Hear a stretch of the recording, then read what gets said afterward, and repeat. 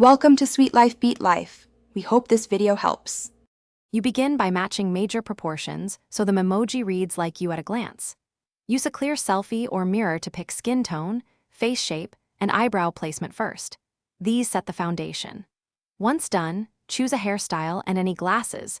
Those elements anchor identity and save time later. Make sure to lock those big choices before you tweak smaller features, because changing proportions later forces repeated adjustments and wastes effort. Now you refine features that convey expression and personality. Start with eyes. Alter size, spacing, and eyelid fold to get the right alertness or softness. Next, tweak nose and mouth. Length, width, and curvature change perceived age and mood, so experiment incrementally. Add subtle color accents like light blush, lip tint, and eyebrow density to enhance realism. As you adjust, compare the Memoji to your reference. Small changes compound, so proceed slowly and evaluate after each tweak. Finish by polishing and testing across contexts so the Memoji holds up.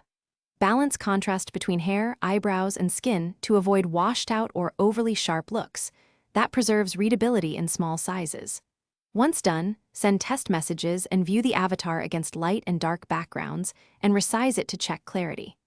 If the likeness still feels off, reset one category at a time, hair, face, or color, instead of starting over, because targeted fixes are faster and preserve progress.